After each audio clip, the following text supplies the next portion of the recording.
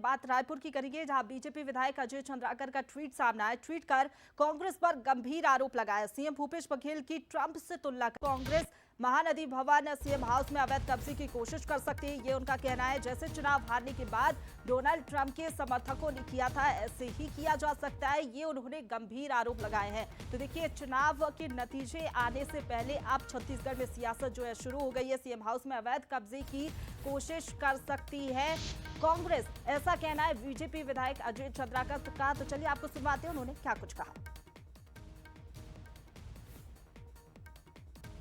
तो चलिए वो ट्वीट भी आपको दिखाते हैं, जहां पर अजय चंद्राकर ने ये ट्वीट किया। तो देखिए, छत्तीसगढ़ की सियासत जो है गरमाती हुई नजर आ रही है। बीजेपी विधायक अजय चंद्राकर ने ट्वीट किया है और देखिए डोनाल्ड ट्रंप का यहाँ पर जिक्र जो है उनकी ओर से किया गया। और आपको बता दें कि कई मुद्दे हैं जिसको लेकर अब छत्तीसगढ़ में सियासत गर्म होती हुई नजर आ रही है और ट्वीट कर कांग्रेस पर ये गंभीर आरोप उनकी ओर से लगाए गए हैं।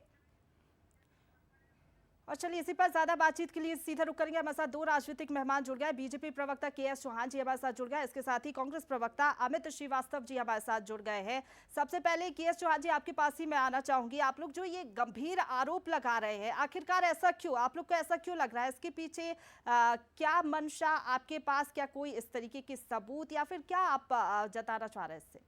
जी बिल्कुल बिल्कुल बिल्कुल मोहतरमा, अगर कोई आरोप लगाया जाता है या टिप्पणी की जाती है तो उसके पीछे कुछ ना कुछ हिस्ट्री रहती है और उनकी फितरत रहती है।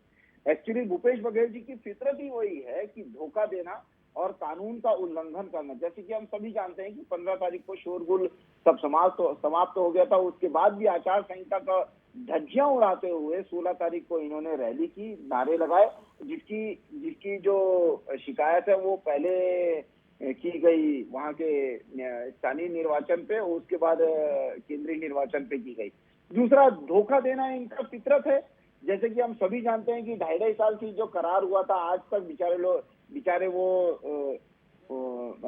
अभी उभर नहीं पाए हैं उस सदमे से। टीएस सिंहदेव जी आज 2.5 महीने का उनको मुख्यमंत्री बनाया गया है। तो कैसे हमने देखा है कि 2.5 साल का करार होने के बाद ये अपने चीजों को कब्जा लेते हैं और धोखा देते हैं। और हमने ये भी देखा है मैडम कि बी फॉर्म कैसे बदला जाता है। और ठीक है केएस चौहान जी, लेकिन कांग्रेस तो ये कह रही है ना कि बहुमत की सरकार बनेगी, तो फिर कब्जा करने की जरूरत क्या है? जरा कांग्रेस का भी जवाब ले लेते हैं। अमित जी हमारे साथ बने हुए हैं। अमित जी, सुना आपने केएस चौहान जी को, क्या कहेंगे आप, कैसे जवाब देंगे? देखिए, मैं तो अजय चंद्राकर जी का ट्वीट आप लोगों ने कहा तो मैंने देखा, मुझे लग रहा था कि अपनी भाजपा छत्तीसगढ़ में अपनी करारी हार को देख के जिस प्रकार से भाजपा के नेता अपना मानसिक संतुलन खो बैठे हैं और अटकी भटकी लटकी बीजेपी छत्तीसगढ़ में कुछ भी उनके नेता बयान दे रहे हैं। लेकिन बहुत ही सम्मानित और विद्वान प्रवक्ता मैं चौहान जी को मानता हूं, लेकिन किस प्रकार का उलूल जुलूल अभी बयान अपना दे रहे थे। आप बताइए कि ऐसा हो गया वैसा हो गया, 2.5 साल हो गए। मुझे लगता है भाजपा के नेता आजकल नेतागिरी छोड़ के ज्योतिष बन गए क्या, कि दूसरे का भविष्य वो बताने लग गए।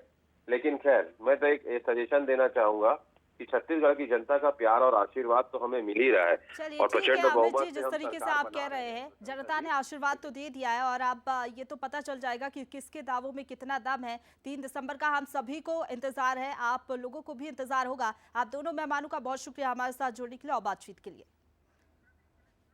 तो देखिए, इधर पर बीजेपी विधायक अजय चंद्राकर ने जैसे ही ट्वीट किया, उसके बाद देखिए आरोप प्रत्यारोप का दौर भी जारी हो गया। दरअसल आपको बता दें कि अजय चंद्राकर ने ये कहा, अगर कांग्रेस हारती है तो सीएम हाउस जो है अवैध तरीके से इस पर कब्जा कर लिया जाएगा, जिसके बाद अब जो है छत्तीसगढ़ की सियासत गरमाती हुई नजर आ रही है।